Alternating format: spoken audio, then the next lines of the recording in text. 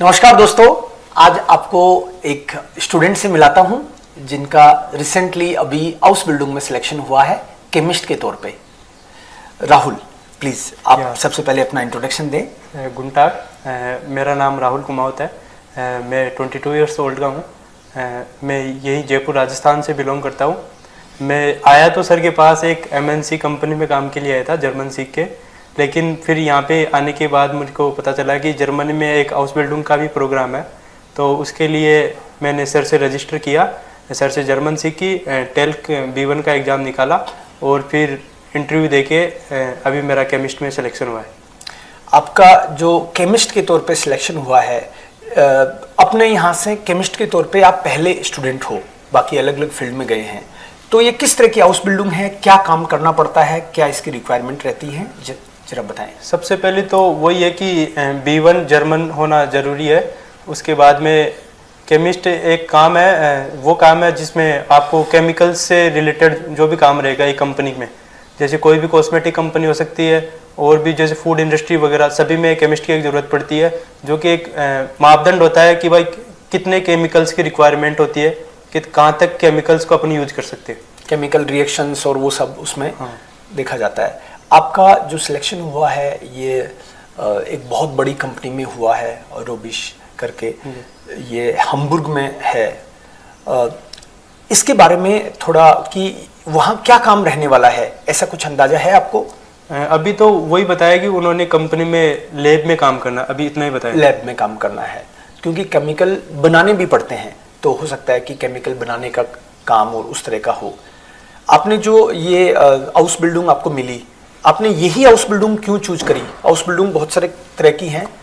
सबसे पहले तो ये है कि इसमें काम हुआ है कि भाई अंदर जाके लैब में बैठ के काम करना है, अपने को बाहर काम नहीं करना, तो सबसे पहला तो यही प्रेफरेंस था।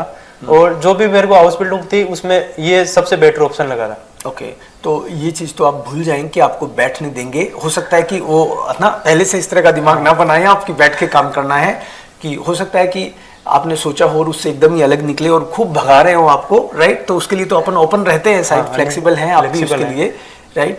और आपने इसके लिए तैयारी कैसे करी? B1 करने में कितना टाइम लगा और उसके बाद में ये जो हाउस बिल्डिंग आपको मिली इसमें कितना टाइम लगा? मेरे को B1 करने में लगभग 10 महीने का टाइम लगा था। 10 महीने में मैंने टेल्क B1 का सर्टिफिकेट पास कर लिया था। कितने परसेंट आए थे? मेरे 73 आए और थे। ओवरऑल 73% थे। ओके, और आपने इसके लिए अप्लाई कब किया था हाउस बिल्डिंग के लिए? हाउस बिल्डिंग के लिए नवंबर में अप्लाई किया था, नवंबर 2024 में। उसके बाद में फिर तभी से इंटरव्यू की प्रिपरेशन जैसे यूट्यूब से की थोड़ी बहुत, यूट्यूब पे इतना मटेरियल नहीं मिला, फिर उसके बाद में गूगल से और फिर चैट GPT से मैंने जो भी क्वेश्चन थे रिलेटेड थे, उनके 200-250 क्वेश्चन थे, उनके फाइल बनाई, उन्हीं को प्रिपेयर किया। Very good.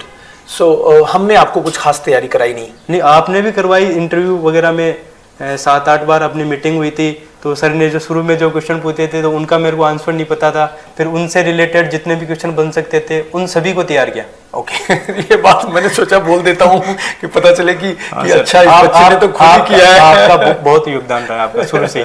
नहीं, स्टूडेंट जब मोटिवेटेड होते हैं तो ऑफ कोर्स वो अलग अलग सोर्स से अपनी तैयारी करने की कोशिश करते हैं और करनी भी चाहिए। आजकल इतने AI टूल्स वगैरह हैं, जब मोटिवेटेड होंगे तो पता नहीं क्या पूछा जाएगा। हम आपको 10 क्वेश्चन 20 क्वेश्चन आपको तैयार कराएं मान लो, और कुछ और पूछ ले, तो जब स्टूडेंट अवेयर होगा, थोड़ा तैयार रहेगा, तो आराम से उसको भी हैंडल कर पाएगा। अभी चैट GPT में वो भी फीचर है कि सामने वो चैट GPT अपने से खुद से आंसर करता है और अपन बोलते हैं तो वो उसको कैप्चर करके वो खुद ही उसका मूल्यांकन कर लेता है, कितना अच्छा दिया है कितना अच्छा नहीं दिया। Very good. तो इस तरह के फायदा उठाना है, इस तरह के जो भी टूल्स हैं उनका। और आपको बहुत बहुत बधाई, आप एक बहुत बड़े शहर में, Hamburg second biggest I think city है जर्मनी का, वहाँ आप करियर अपना शुरू करने जा रहे हो और चैलेंजेस भी रहने वाले हैं। आप ये तो नहीं मान के चल रहे हो कि वही जैसे स्विट्जरलैंड की वादियां हैं, एक बार चले गए तो सब हो गया। असली जो आपका जो संघर्ष है वो अभी स्टार्ट होगा। मेरा मानना है कि लाइफ ही एक चैलेंज है खुद में। हाँ, तो आपको मतलब मेंटली रेडी रहना है, ऐसे नहीं कि वहाँ रिलैक्स होने वाले हो आप। तो अभी तो आप जाने के बाद भी मुझे कॉल करोगे कि सर ये देखो दिक्कतें आ रही हैं, तो मिलके अपन उसका सोल्यूशन निकालेंगे। और आपको बहुत बहुत बधाई। Thank you sir. नमस्कार।